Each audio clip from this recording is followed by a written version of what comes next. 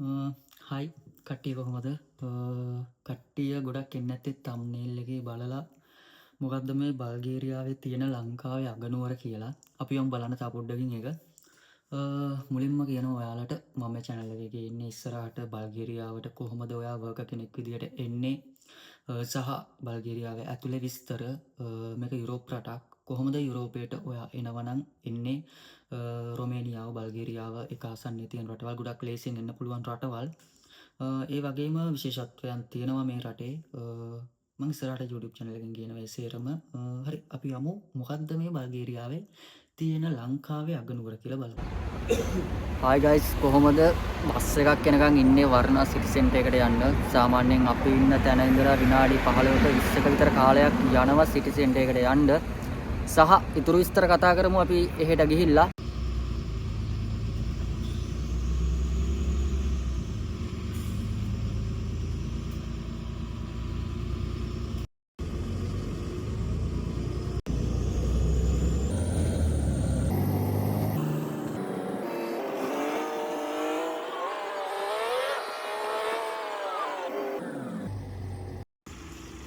අපි බස් එකෙන් බැස්සට පස්සේ සිටි සෙන්ටර් එකට යන ගමන් ඉන්නේ. ටික දුරක් යන්න ඕනේ.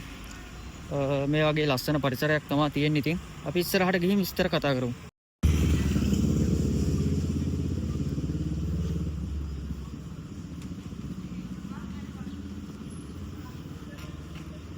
ඒ වගේම තමයි මතක් කරන්න ඕනේ guys අපි වර්ණා කියන්නේ මේන් සිටි එක නෙමෙයි. බල්ගේරියාවේ තියෙන ප්‍රධාන නගරය සොෆියා. ලංකාවේ අගනුවර ජයවර්ධනපුර කෝට්ටේ වගේ බල්ගේරියාවේ අගනුවර තමයි සොෆියා. අපි ඉන්නේ වර්ණවල. සාමාන්‍යයෙන් නගර දෙක අතර දුර ගත්තොත් කිලෝමීටර් 600ක් විතර තියෙනවා. ඔයාලට ඉස්සරහින් පේන්නේ සිටි සෙන්ටර් එක.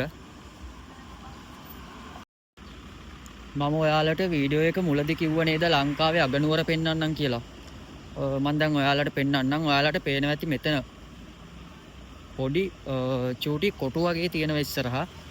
ඒ කියන්නේ මෙතන මේ සිටි සෙන්ටර් එකේ තියෙනවා එක එක රටවල් තියෙන පැති. රටවල් වල අගනුවර තමයි එතන මාක් කරලා තියෙන්නේ. මෙතන තියෙනවා අපේ ලංකාව තියෙන පැත්තත් මාක් කරලා ලංකාවේ අගනුවර තියෙනවා ශ්‍රී ජයවර්ධනපුර කෝට්ටේ කියලා. අපි බලමු එතන ඇති මේ හරියේ.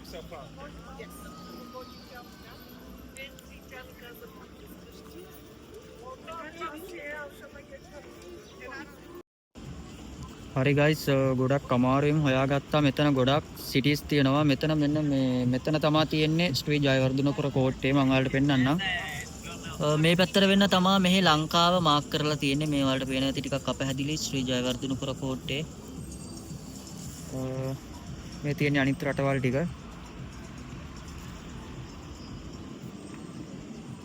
අපි යමු ඉස්සරහට. ඒ පාර දිගේ පහළට ඇවිදගෙන එද්දි අපිට යන්න පුළුවන් මෙහෙම කෙලින්ම බීච් එකට. මෙතනින් පහළට බැස්සට පස්සේ බීච් එක තමයි තියෙන්නේ.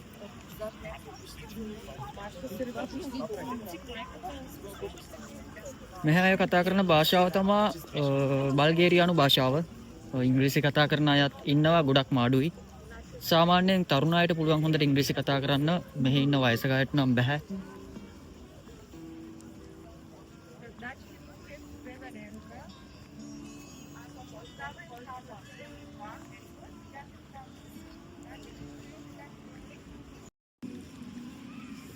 අපි බීච් එක පැත්තට යමු කොහොම. මේ වලට පේනවා ඇති ඉස්සරහින් මූද තියෙනවා. මෙතනින් තමයි යන්න තියෙන්නේ. ගොඩක් අය මෙහි හවසට වගේම උදේටත් එනවා මේ පැත්තට. මෙහි අය ඉතින් ගොඩක් ඇවිදින එක තමයි කරන්නේ. අපි වගේ රස්සාවලට හිර වෙලා ජීවත් වෙනවා ගොඩක් අඩුයි. බලා ගන්න පුළුවන් වටපිටාව මෙහෙම. ටිකක් තව පහළට ආවට පස්සේ ගොඩක් ලස්සනට බීච් එක පේනවා.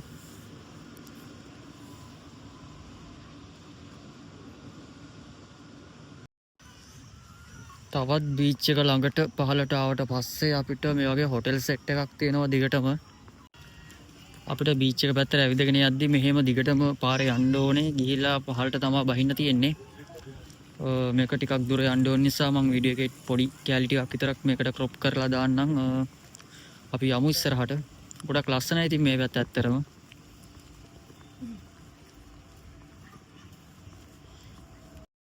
බීච් එකට යන්න කලින් මේ මෙතන පොඩි දේවල් ටිකක් තියෙනවා අපි ඒකත් බලලම යමු.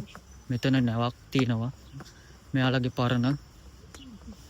මෙතන අර පරණ දේවල් තියෙන නිකන් කෞතුකාගාරයක් වගේ දෙයක් තමයි තියෙන්නේ නා. ඔව් මේ නැවක් තියෙනවා. වීඩියෝග්‍රැෆි කරන්න තහනම්ද දන්නෙත් නෑ. නෑ එහෙම මොකුත් දාලා නෑ.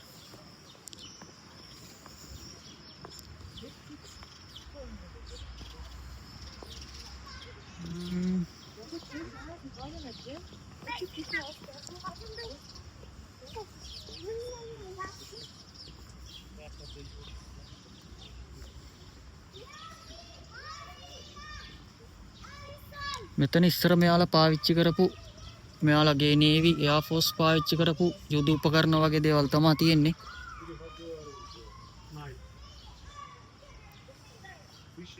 ඔයාලට පේනවා ඇති. හරි අපි යමු පහලට තව.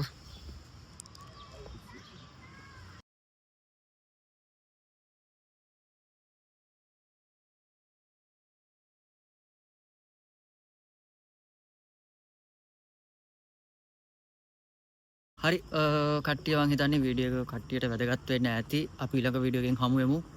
මෙතනින් වීඩියෝ එක ඉවර කරනවා. ඉස්සරහටත් channel එකේ ගොඩක් වීඩියෝස් ගැන බලාපොරොත්තු වෙනවා. ඒ වගේම ඔයා කොහොමද යුරෝපීය රස්සාවකට එන්නේ?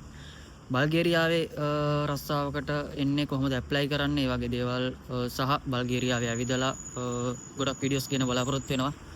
අපි ඊළඟ වීඩියෝ එකෙන් හමු වෙමු. වීඩියෝ එක ඉවර කරනවා. හැමෝටම සුබ දවසක්.